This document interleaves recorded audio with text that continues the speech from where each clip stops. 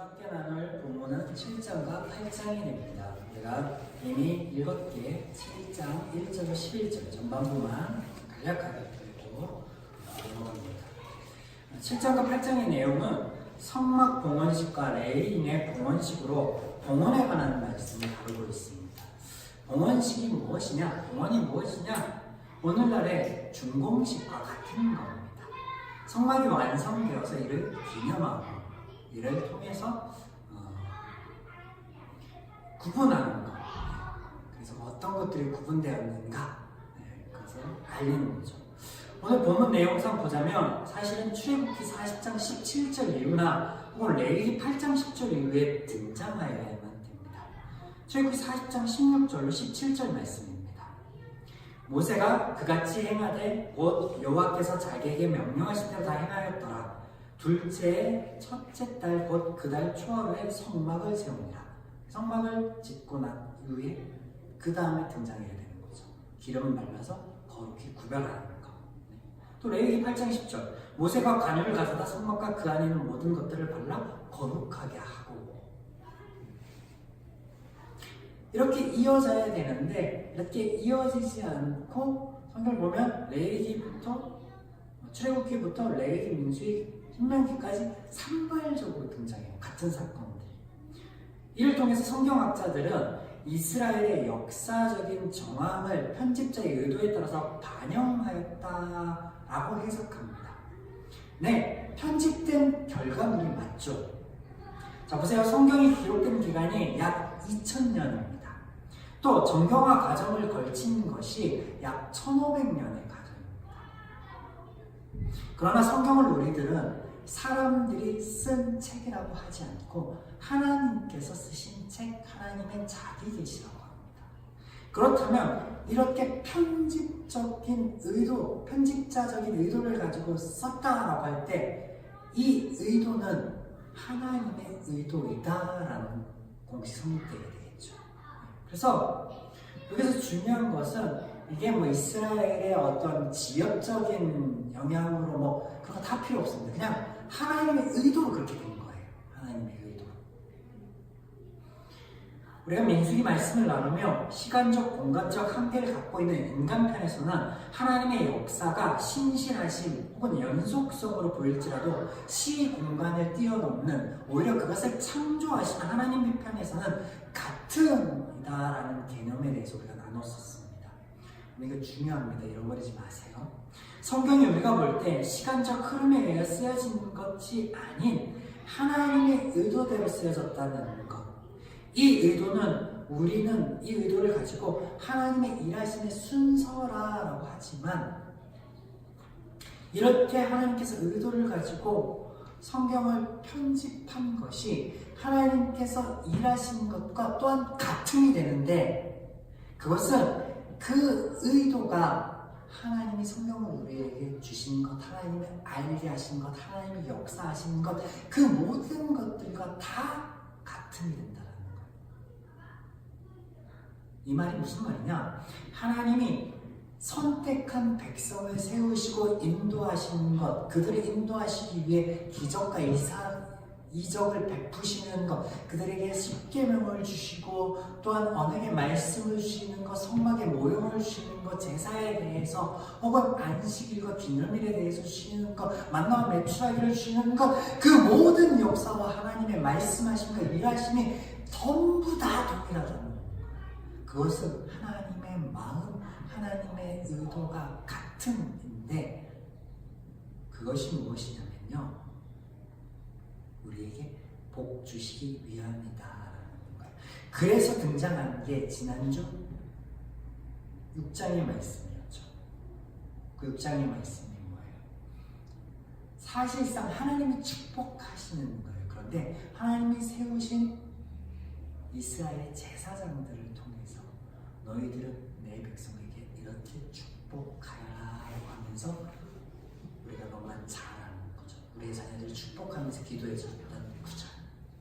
여호와는 너희에게 복을 주시고 지키시길 원하신다라는 말씀이 시작되는 그 구절입니다. 그 구절부터 하나님은 어떻게 말씀하시죠? 내 이름으로 이스라엘 자손에게 축복할지니 내가 그들에게 복을 주기를 원한다. 그래서 여러분, 광야의 이 여정, 40년의 이 여정 동안 하나님께서 복 주시기 위한 여정이 있는 것이에요. 자, 이 위에 조금 더 살펴볼 거예요. 하나님의 말씀을 듣겠다, 따르겠다라고 하는 이스라엘이 약속의 땅으로 들어갔을 때 그곳에서 보고 듣게 되는 것들, 즉 세상의 가치와 기준 속에서 하나님의 기준과 하나님의 마음을 지키게 하시기 위해서 하나님께서 40년의 광야의 여정을 허락하고 계시는데 이것이 민수기라는 거예요. 민수기. 이를 위해 시내산에서 여정을 떠나는 그들을 하나님께서 정돈하십니다.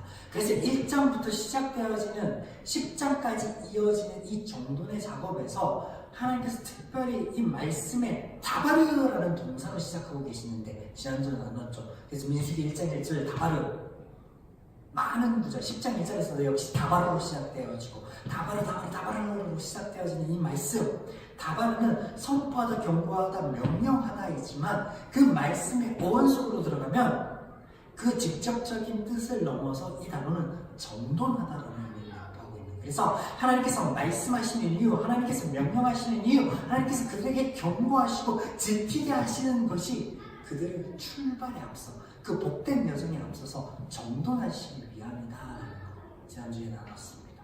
정돈하다. 그래서 우리말 정돈하다는 흐트러져 있는 것에 질서를 부여하는 거예요. 그 작업이 인구조사를 통해 진의 평성과 이동을 하게 하시고 레위인의 인구조사를 통해 해마 공부를 가능케 하시며 정결 작업을 통하여서 그들이 구분되었음을 알고 시작하게 하시는 거예요. 그들의 여정을. 오늘의 본문식은 이 구분됨의 연장선입니다.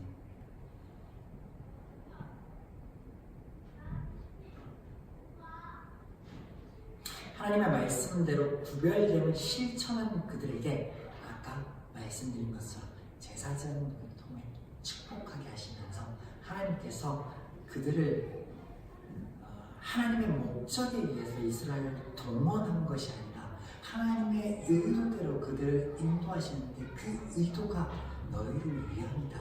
너희에게 복을 주시기 위함이다라는 거예요. 그런데 여러분, 제가 아까 잊지 말라고 한 거 기억하죠? 같음이라는 거. 하나님께서는요, 천지 창조를 통해서 이미 너희를 복주기를 원하시는 하나님의 마음, 그 하나님의 모습을 우리에게 보이셨습니다. 근데 그 같음이 이 여정 안에, 이 구원의 은혜 안에 동일하게 들어있는 거예요. 동일하게 들어있는 거예요.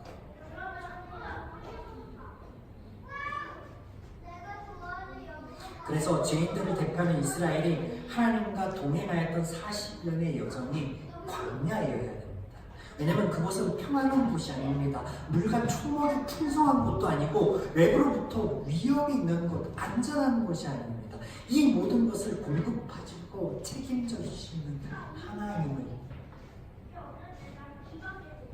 알게 하시고 심지어 그들이 가고 서는 것조차 하나님께서 주관하시는 통하여서 이 모든 일들이 너희에게 주기를 원하는 너희의 아버지 된 하나님의 선한 의도 안에 있다, 인도하심 안에 있다는 것을 알게 하시죠. 그리고 이것을 주관하시고 이것을 구분하는 것, 이것의 기준이 되시는 것 또한 하나님이다라는 것을 알게 하십니다. 하나님이 이렇게까지 수고하시는 이유 오직 한 가지, 너희에게 복을 주기를, 너희가 행복하기를 원한다, 너희가 자유하기를 원한다, 너희가 평화하기를 원한다. 그래서 하나님을 아는 것이 믿음인데 그 믿음이 우리에게 무엇을 가져다 준다 예수님이 말씀하시냐면 자유와 평화를 가져다 준다 말씀하십니다. 자, 그렇다면 오늘 이 봉헌식에 대한 말씀, 이 7장과 8장 안에도 이런 하나님의 의도, 하나님의 마음이 그 속에 녹아 있겠죠. 정말 그러한가 간략하게 한번 살펴보기로 해보겠습니다. 봉헌식 때 12지파의 족장들이 자원하여 하나님 앞에 예물을 바치는 게 등장합니다. 그게 7장 전반부의 첫 번째 등장하고 7장 중후반부의 두 번째 등장합니다. 처음 바친 예물들이 뭐냐면 수레 6대와 소 12마리입니다. 늘 그렇듯 하나님께서 은혜로 주신 것들을 이스라엘이 하나님께 드렸을 때, 바쳤을 때 그것은 하나님께서 요구하신 것이 아니라 자원하는 마음이었고, 또 그렇게 바쳐진 것을 하나님께서 하늘로 거둬서 가지고 올라가셨나? 아니요. 그들 위해 사용하게 하셨다는 거죠. 그런데 그 말씀이 동일하게 등장합니다. 7장 1절로 9절에 보면 그렇게 그들이 하나님께 바친 수레 6대와 소 12마리를 해막 업무를 봉사하는 그들 위해서 하나님께서 재분배하여 주십니다. 왜? 그들이 해막 업무를 담당할 때 그 해막을 치고 걷고 이동하는 작업을 해야 했단 말이에요. 그러면 이동할 때 용이하게 이동할 수 있도록 하나님께서 분배해 주셨는 거예요. 그런데 그렇게 분배하는 거에 보면 얼핏 보면 이상하게 분배하는 것처럼 보입니다. 불평등하게 분배하는 것처럼 보입니다. 보시면 게르손 자손들에게는 수레 2대와 소 4마리를 주시고 무라리 자손들에게는 수레 4대와 소 8마리, 게르손의 2배를 주십니다. 고앗 자손에게는 심지어 아무것도 주지 않으십니다. 아니, 다 같이 업무를 분배하고 성막의 기물들을 해막을 날라야 되는데 왜 누구는 주고 누구는 안 주셨습니까? 할 수 있잖아요. 그런데 우리는 여기서 오히려 공평하게 일하시고 처리하시는 하나님을 발견할 수 있습니다. 즉 게르손 자손들은 성막의 안장과 휘장 등 비교적 가벼운 기구들을 운반하는 일을 맡았습니다. 그래서 그에 준하는 운반 도구들을 주십니다. 반면에 게르손 자손이 아닌 무라리 자손들에게는 부피가 크고 무거운 널판과 기둥, 받침 등 노끄러 이런 것들을 운반해야 되니까 게르손 자손에게 주신 것에 배가 되는 수레와 소를 허락하십니다. 고앗 자손에게는 아무것도 주지 않았습니다. 그러면서 이유까지 말씀하시죠. 9절에 그들은 어깨로 매는 일을 담당하였기 때문에 그렇다는 거죠. 이게 하나님의 기준이었어요. 그것은 구분하여서 어깨에 매야 된다. 근데 이것을 지키지 않아서 이스라엘이 성궤를 가지고 들어올 때 한번 난리가 났었죠. 다윗이 그것 때문에 마음이 상하기도 하고. 하나님께서 공평하게 그에 맞게끔 그것을 재분배하십니다. 하나님께서 가지신 게 아니었죠. 이게 하나님 앞에 감사하여 자원하여 바친 첫 예물에 대한 처우였습니다. 두 번째로 그들이 헌물을 하나님 앞에 가져오는데 이것을 하나님께서는 한 번이 아닌 하루에 한 지파씩 나눠드리게 하십니다. 이 순서를 잘 보시면 인구조사를 통해서 나누었던 각 지파의 이동과 장막을 치는 순서와 정확히 일치합니다. 성서학자는 이스라엘의 편집자의 의도라고 하는데 저는 이것이 하나님의 의도, 하나님의 마음이라 하겠습니다. 하나님께서 그 한 지파 한 지파를 정확하게 기억하고 그들에게 복을 주시길 원하신다는 이때 사용된 헌물이라는 단어와 그것이 어떻게 사용되었는가를 살펴보면 이것이 더욱더 명확해집니다. 예물에 해당되는 단어는 코르반입니다. 여러분 어디서 들어본 단어 같지 않아요? 코르반? 코르반 뭐예요? 신약에서 얘기하는 고르반. 하나님께 바쳐진 바 되었다 라고 그들의 재산을 하나님의 의도와는 상관없이 지키고 보호하기 위한 수단으로서 이 코르반을 얘기하는데 그런 뜻이 아니에요. 코르반은 코르반은 재물, 선물이라는 뜻을 가지고 있고 접근하다, 바치다라는 뜻인 동사 카라브에서 파생되었습니다. 구약 성경에서 80회 정도 사용되었으며 레위기에 40회, 민수기에 38회, 에스겔에 2회 사용되었는데 이 단어의 용례를 보면 희생 제사와 직접적인 관련이 있으며 번제, 소제, 화목제, 속건제, 속죄제를 포함한 범주에서 사용되었다는 겁니다. 본문을 보세요. 본문을 보시면 첫째 날 헌물을 드린 자의 유다 지파 암미 나답의 아들 나손이라. 그의 헌물은 성소의 세겔로 130세겔, 무게 음반 하나와 70세겔, 무게 음발이 하나와 이 두 그릇의 소재물로 기름 섞인 고운 가루를 줘. 뭐라 그래요? 소재물이라 그러죠. 또 번제물로 수송아지, 속제물로 수정소, 화목제물로 소. 뭐예요? 이 헌물들이 전부 다 그들의 제사함을 위한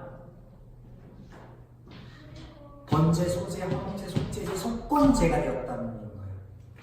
하나님께서 그것을 사용하거나 하나님께서 그것을 받으신 게 아니라 그들이 자원하여 드린 예물을 하나님께서 구분하여서 그것을 그들의 제사함을 위한, 그들의 정결함을 위한 도구로서, 그들 위한 예물로서 사용케 하셨다.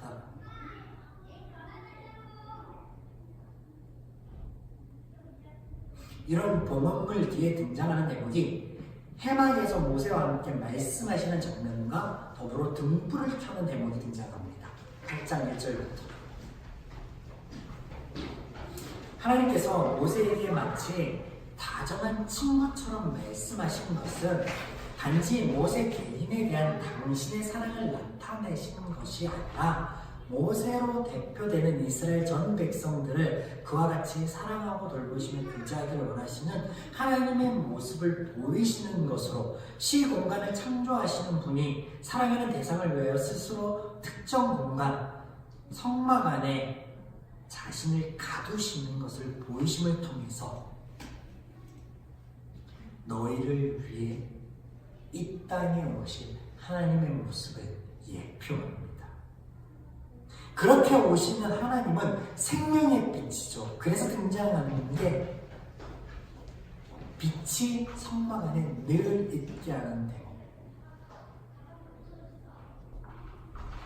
지난 시간 이스라엘의 대속물을 통하여 완전하고 영원한 대속물로서 당신을 주실 것을 예표하신 것처럼 오늘 이 부분을 통해서 장차 말씀이 육신이 되어 생명의 빛으로 오실 그리스도를 예표하는 것이 하다라는 거죠.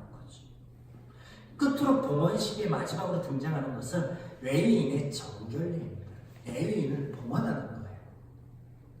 하나님께서 레위인들을 택하신 것이 그들 편에서는 은혜이었고 전체 이스라엘에게 있어서는 거룩을 기억하게 하는 또 다른 은혜임을 지난 시간 나누었습니다. 레위인들과 연결되는 것이 바로 유월절이기 때문에 그렇습니다. 하나님의 구원의 은혜, 하나님의 자녀된 신분, 아버지 되시는 하나님, 이를 기억해 하시는 게 유대인의 봉헌이에요. 유대인의 구분, 유대인의 거룩이라는 거예요. 그래서 지난주에 나눴던 나시엔의 복과 동일한 장치가 되는 겁니다. 이런 레위인들의 봉사직을 보면 25세부터 50세입니다. 인간의 연수를 성경에서는 80세로 보고 있습니다. 그러면 정확진 않아도 거의 90%, 3등분으로 나눠지는데 그 중간입니다. 그래서 이렇게 봉사 연한이 제한되는 것 또한 하나님의 은혜인데 성숙하고 숙련되지 못한 어린 나이의 일함으로 빗어지게 된 실수로부터 보호하심이 있고 또 노쇠하고 무기력한 노년에 생길 수 있는 불상사도 방지하기 위함이죠. 그런 경우가 있었지 않습니까? 아론의 두 아들들의 죽음을 통해서 하나님께서 방지 조치하시고 이것도 은혜입니다. 자, 그렇다면 오늘 함께 나눈 이스라엘의 봉헌식이 우리에게는 어떤 의미일까요? 우리에게 베풀어 주신 은혜에 대한 우리의 반응들로서 우리가 헌신을 하기도 하고 또 헌물을 드리기도 합니다. 그것을 드리고 또 할 때 자원하는 마음이어야 된다는 거예요. 동시에 그것들이 사용되어야 될 범주에 대해서도 알 수 있는데요. 하나님을 아는 곳으로 사용되어야 된다는 거예요. 하나님의 은혜를 기억하는 곳으로 사용되어야 된다는 거예요. 자원하여 드리는 이 사람의 만족함을 위해서 행해지면 안 된다는 거예요. 또한 공동체의 몇몇 이들의 생각 안에 가둬놓으면 안 된다는 거예요. 세상의 기준과 원리, 즉 경제의 원리를 쫓아서는 안 된다는 걸 보여줍니다. 네, 오늘 말씀 가운데 동일한 원리지만 우리가 더 주목해 보아야 될 부분들이 있습니다. 거룩 속에 거룩, 구분 속에 구분. 이게 무슨 말이에요? 여러분, 이스라엘은요, 하나님께서 모든 이들이 죄인 되었고 하나님으로부터 떠났고 하나님으로부터 등을 돌렸을 때 구분하여서 사는 하나님의 백성들입니다. 근데 그 백성들 중에 레위인은 또다시 구분하여 놓은 지파입니다. 즉 구분 속의 구분, 거룩 속의 거룩이라는 거예요. 오늘날 우리의 삶에 어떤 게 이런 범례일까? 범주일까? 고민해 보았습니다. 여러분, 우리가 그리스도인으로서 주일날 나가서 예배 드리는 거, 기도하는 모습을 보이는 거, 집에 성경책을 두고 있는 것, 그런 것들이 첫 번째 구분이었다면, 하나님의 자녀되면, 그러면 그런 거룩, 그런 구분 속의 구분, 거룩은 무엇일까? 제 고민의 끝에는요, 하나님을 만나는 개인의 시간이었어요. 우리가 퀄리티 타임 하면 큐티라고 해서 일반적인 범주만 생각할 수 있는데, 어떤 이에게는 하나님 앞에 말씀을 듣고 읽는 시간일 수 있고, 어떤 이에게는 조용히 하나님 찬양하는 시간일 수 있고, 또 어떤 이에게는 하나님을 묵상하는 시간, 또 어떤 이에게는 기도하는 시간일 수 있겠죠. 우리 삶에 그러한 시간이 있어야 된다는 거예요. 그런 구분이 있어야 된다는 거예요. 그런데 그런 구분은 또한 나의 만족을 위한 것이어서는 안 된다라는 거예요. 구분 속에 구분, 거룩 속에 거룩, 이스라엘 중에 레위 지파, 그들의 봉헌은요, 우리 삶에서 그런 퀄리티 타임이 있어야 하면요, 하나님의 은혜, 하나님께서 나를 향한 그 사랑이 무엇인지, 하나님이 누구인지 깨달아 아는 쪽으로 가야 된다. 누군가에게 보이기 위한 것, 직분을 따라서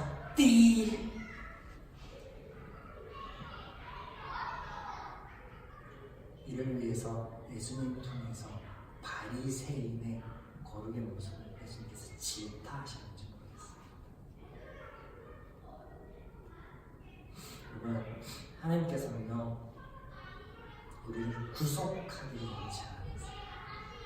그럼에도 불구하고 하나님이 이러한 안정장치가 필요한 우리에게 말씀하시면요, 우리의 연약함, 또한 하나님이 연약하지만 부족하지만 우리를 끝까지 인격적으로 대하시고 우리를 당신의 피조물로 대하지 않으시고